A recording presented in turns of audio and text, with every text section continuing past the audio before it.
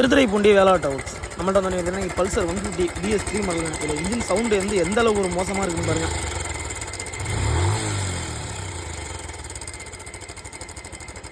ஃபுல்லாக நம்ம இன்ஜின்லாம் பிரிக்க ஆரம்பிச்சிட்டோங்க. இதில் BS3 மாடலுங்கிறதுனால இன்ஜின் வந்து செட்டாக நம்ம கீழே இறக்க தேவையில்லை. இதே BS4 இருந்துச்சுன்னா நம்ம இறக்கி தான் ஆக மாட்டோம். இல்லை ஏன்னா ஹெட் டோர் வந்து இடிக்கும், இதில் வந்து இடிக்காது. இதுதான் BS3க்கும் BS4 உள்ள வித்தியாசம். இந்த வண்டியில் உள்ள ஃபால்ட்டுக்கு பார்த்தீங்கன்னா நம்ம மாற்ற போகிற ஸ்பேர் என்னென்னு பார்த்தீங்கன்னா டைமிங் செயின், அதுக்கு உண்டான அட்ஜஸ்ட்டு பேடு, அவ்வளோதான். இதுக்கு உண்டான நம்ம ஸ்பேர் மாற்ற போகிறோம். இதில் இந்த வண்டியில் இருந்த டைமிங் செயின் அட்ஜஸ்ட் இது தாங்க. இது எப்படி 2 துண்டாக உடஞ்சி கிடக்கு பாருங்க. இது ஏன் இப்படி போனதுக்கு காரணம் என்னன்னு பார்த்தீங்கன்னா, இதில் மேலே ஒரு போல்ட்டு போடும். அந்த போல்ட்டு பாருங்கள், இது வந்து பார்த்தீங்கன்னா சாதாரணமாக செயினுக்கு ஒரு போல்ட்டு தான். இந்த போல்ட்டு போட்டால் இது கரெக்டாக இருக்கும். இது எல்லாமே வந்து சவுண்டு அட்ஜஸ்ட் பண்ணுறேன் அப்படிங்கிற பேரில் வந்து பார்த்தீங்கன்னா நீட்டாக போல்ட்டு போட்டுருவாங்க.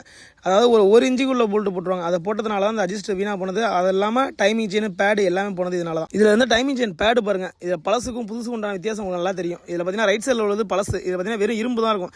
இதை போட்டோம்னா செயினும் இரும்பு, இந்த பேடும் இரும்பு தேய்றப்போ ரொம்ப சீக்கிரம் வீணா போயிடும். அதனால இது வந்து புதுசு மாற்றிடணும். ஓகே, இன்ஜினில் உள்ள வேலையெல்லாம் முடிச்சாச்சு. கஸ்டமர் வண்டி அடைக்குதுனாரு. ஓகே, ஏர் ஃபில்டர் கழட்டி பார்ப்பேன்னு பார்த்தீங்கன்னா இதில் பாருங்கள் ஏர் ஃபில்டர் எப்படி இருக்குன்னா, ஏர் ஃபில்டர் இருந்ததுக்கான தடையமே இல்லை. இதில் இது நம்ம புதுசு போட்டாலும் பக்காவாக இருக்கும்.